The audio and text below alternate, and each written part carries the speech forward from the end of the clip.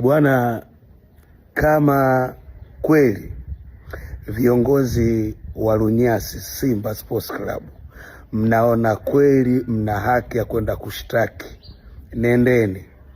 Atoke kiongozi yoyote wa Lunyasi aseme chochote kwamba mmefanyiwa ubaya ubwela na Wydad. Sikilizeni, kilichotokea ni kwamba Simba baada ya kuona kelele nyingi kuhusiana na Ibrahim Dumbia, option ya kwanza ikani kuweka nguvu ya propaganda kwa Selemani Mwalimu. Selemani Mwalimu alipangwa, ilikuwa ni propaganda kwamba wewe sema tuko wote pamoja katika msimu huu, tutakutambulisha kwenye tamasha letu kwamba uko angani unarejea, tuko wote. Lakini kilichotokea ni uhuni, mzigo au kuingizwa kule. Sasa Selemani Mwalimu ni mali halali ya Wydad Casablanca. Wydad wamemtoa Selemani Mwalimu kwa mkopo, akija ndani ya kikosi cha wananchi Young Africans. Msimu uliopita alikuwa na magoli kama 9 na bonge moja la super sub.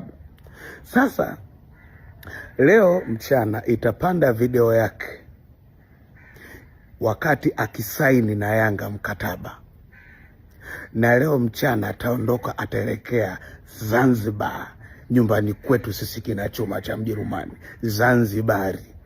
Yahe, mnakaribishwa yahe, Zanzibar kumenoga. Viongozi wa Simba mnalipi la kuambia washabiki wenu? Maana sio wanachama, washabiki wenu mnawaambia nini hiki ambacho kimetokea? Wale wote walio mtukana Mangungu, haya yote ni madhara ya kumuona Mangungu afai. Haya yote ni madhara ya kumuona Mangungu ana maana. Mnamnyima mpaka maiki baba wa watu.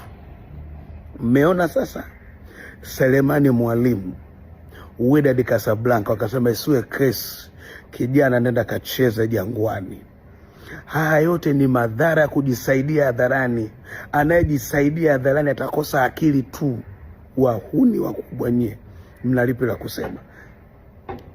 Viongozi wa Simba, atoke kiongozi wa Simba yoyote aseme hapa hiki ambacho kimetokea. Kwa nini mlimtambulisha mchezaji wakati hamna uhakika wa kulipa hela? Kwa nini? Kwa nini mnawafedhesha watu wenu? Kwa nini mnawatia aibu washabiki wenu? Kwa nini? Atoke kiongozi wa Simba yoyote aje aklie hiki kitu kwamba wamefanyiwa hujuma, atoke kama na ubavu. Engineer Harris, wanayanga mkufanya makosa kumpitisha bila kupingwa, msimpoteze. Hii ni hazina ya nchi, ni hazina ya Afrika, ni hazina ya dunia. Huyu ni afisa wa FIFA kweli kweli. Selemani Mwalimu leo saa 10 atakuwepo mazoezi pale Amani, akifanya mazoezi kuelekea mechi ya kesho, na atacheza Dadeki.